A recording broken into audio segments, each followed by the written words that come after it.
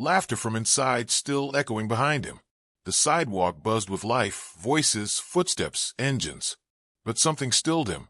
Across the street, a boy, no older than 12, sat cross-legged on the pavement. His hoodie was too thin for the season, sleeves frayed, skin weathered. Yet his hands moved like he wasn't cold, like the pencil was keeping him alive. A napkin lay under his fingers, each stroke urgent, alive. Keanu hesitated, drawn in. After a moment, the boy stood, crossed the street without a word, and held the napkin out. "For you," he said, voice low, steady. Keanu took it slowly. His own face stared back, lines sharp, eyes too honest. "Thank you," Keanu said, crouching to his level. "You're incredibly gifted." The boy didn't smile, just nodded, turned, and disappeared into the crowd. Keanu folded the napkin gently, unaware of the message hidden on its back. "Please help. They're watching me." Keanu stepped out of the cafe, laughter from inside still echoing behind him. The sidewalk buzzed with life, voices, footsteps, engines. But something stilled him. Across the street, a boy, no older than 12, sat cross-legged on the pavement. His hoodie was too thin for the season, sleeves frayed, skin weathered. Yet his hands moved like he wasn't cold, like the pencil was keeping him alive. A napkin lay under his fingers, each stroke urgent, alive. Keanu hesitated, drawn in. After a moment, the boy stood, crossed the street without a word, and held the napkin out. "For you," he said, voice low, steady. Keanu took it slowly. His own face stared back, lines sharp, eyes too honest. "Thank you," Keanu said, crouching to his level. "You're incredibly gifted." The boy didn't smile, just nodded, turned, and disappeared into the crowd. Keanu folded the napkin gently, unaware of the message hidden on its back. "Please help. They're watching me." The torn sketch led Keanu to the outskirts of the city, where sidewalks turned to weeds and forgotten buildings rotted in silence. The name on the napkin, St. D, had taken shape. St. Dominic's Home for Children. Long closed, long whispered about, now fenced off, draped in rust and memory. He parked a block away, zipped his jacket tight, and moved on foot. The gate groaned as he slipped through. Inside, decay breathed heavy. Peeling paint curled like old skin. Tiny shoes lay in the corner of a hallway, untouched by time. The air was thick, sour, not just from mold, but from something deeper. Broken toys littered the ground. Bits of paper crunched under his boots. This wasn't just abandonment. It was erasure. He moved quietly. Voices drifted from deep within. Male. Harsh. Urgent. "You see the sketch," one hissed. "The fence. The damn building. He drew this place." "Move the product tonight," another replied.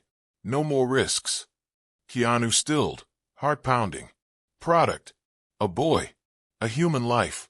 He crept forward, footsteps light. Then a cough, soft, muffled. He turned a corner and froze. Behind a half-shut door, curled against the wall, was the boy. His hands trembled around his sketch pad, body bruised, eyes hollow. But he was alive. Keanu crouched beside him slowly.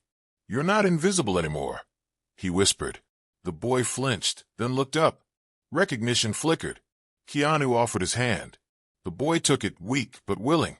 Keanu pulled him close, wrapping his jacket around him, shielding him from the cold and whatever monsters still lurked in the walls. They didn't linger. Every step toward the exit was measured, calculated. In the distance, shouts began. A door slammed. But Keanu didn't stop. He ran. Weeks later, the courtroom was silent. Cameras flashed as the accused was let in. Not a shadowy man from the alley, but a polished socialite in an expensive suit. A donor. A face on local news. But today, he looked different. Smaller. Paler. He sat stiff, silent, as the evidence was read. Keanu stood across the room. Calm. Steady. Not angry, clear. He didn't just draw faces, he said. He drew a cry for help. A map. And nobody listened. He paused.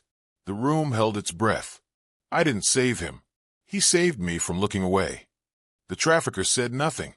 Sweat beaded his temple. Behind him, the press whispered. His power wasn't gone with screams. It collapsed in silence. and that silence said everything. The courtroom faded into memory, but the boy's journey didn't end there. After the ruling, he was placed in protective custody through a small, trusted network.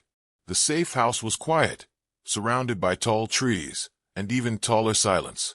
He didn't talk much at first, but he drew. Every day, sketches filled the walls, hands reaching upward, light breaking through fences.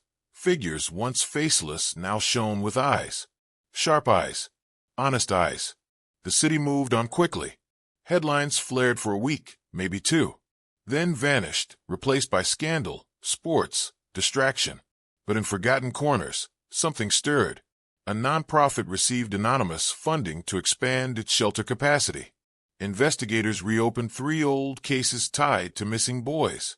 And people, quiet people, started paying more attention to the ones sitting alone on sidewalks, drawing on napkins. One morning, Keanu walked past the cafe where it all began. The same vendor stood on the corner. He didn't speak, just handed Keanu a hot tea and nodded once, slow and knowing. That was enough. Later that month, the boy's sketch pad, dog-eared, worn, and powerful, was placed in a small museum. The exhibit was called Voices on Paper. No fanfare. No red carpet, just quiet reverence. Visitors stood for long minutes at each page.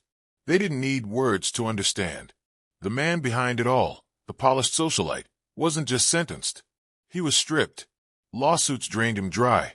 His face, once on local charity boards and gala invites, now appeared only in court dockets and closed-door hearings.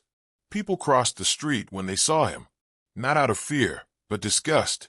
His silence, once a shield, now kept him imprisoned in plain sight. The boy, now stronger, stood in a modest gallery one evening. His first show. Local artists gathered, reporters scribbled, a small crowd leaned in. Keanu stood off to the side, hands in pockets, watching quietly. The boy was asked about one painting, 2 figures standing under a bright sky, one taller, one smaller. He glanced toward Keanu and said, "He saw me when no one else did." Keanu smiled just a little.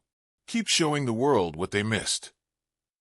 Later, in his own home, Keanu hung that very painting. It rested on a wall where morning light poured through a wide window. The colors shifted with the day. The figures remained still. And every time Keanu passed it, he remembered. This wasn't just a drawing. It was a rescue in ink. A promise kept. A life reclaimed, one sketch at a time.